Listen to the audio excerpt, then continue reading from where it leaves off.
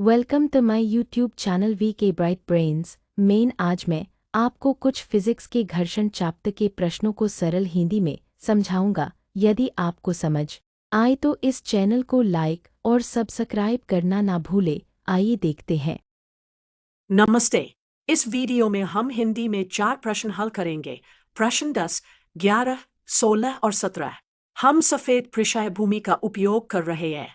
चलिए शुरू करते हैं।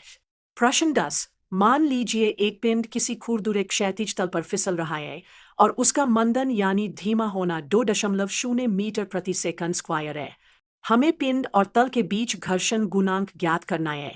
समझिए कि जब पिंड मंदन से गिर रहा है तो इसका मंदन घर्षण के कारण है।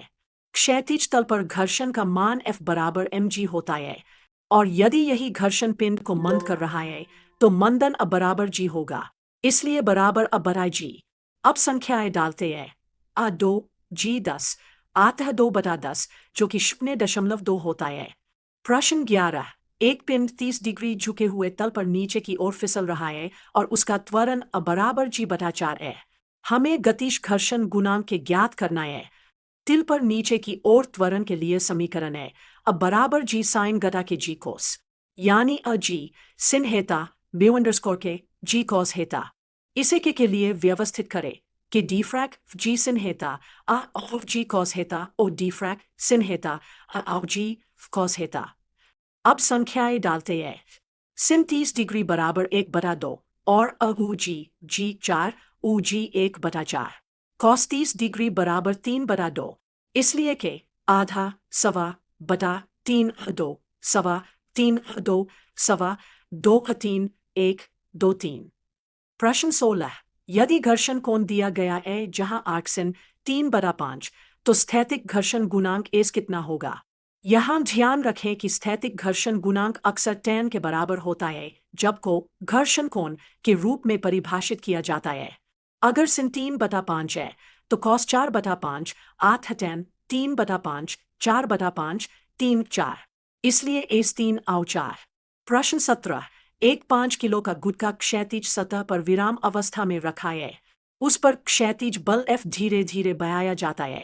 जैसे ही F 20 न्यूटन से अधिक हुआ गुटखा गतिशील अवस्था में आ गया।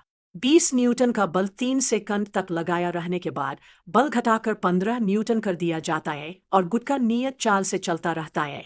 हमें अ स्थैतिक घर्षण गुणांक, बी गतिज घर्षण गुणांक, सी 20 न्यूटन हटाने पर गुटखा की चाल और डी अगर बल 15 से घटाकर 10 न्यूटन कर दिया जाए तो उस समय गुटखा द्वारा तय की गई दूरी ज्ञात करनी है। जी 10 मीटर प्रति सेकंड स्क्वायर। जैसे ही गुटखा हिलना शुरू हुआ जब F ने 20 न्यूटन पार किया, आधा घर्षण की अधिकतम स्थैतिक सीमा F अंडरस्कोरस मैक्स बी सेन, यानी एस F अंडरस्कोरस मैक्स विभाजित mg।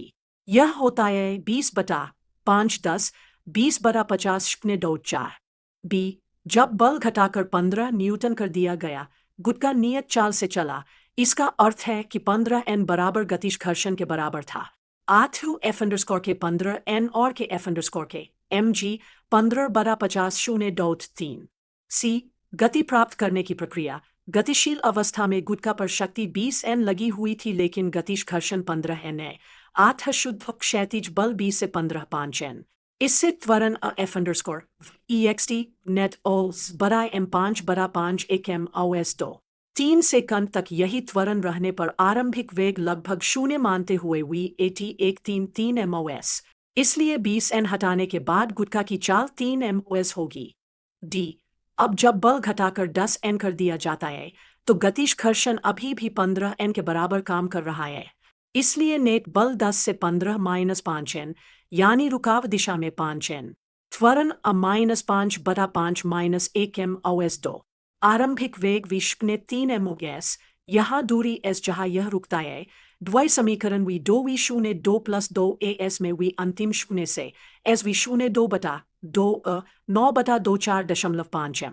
इस प्रकार हमने चारों प्रश्नों के हल देखे। 2 सरल नियम जो बार बार उपयोग हुए।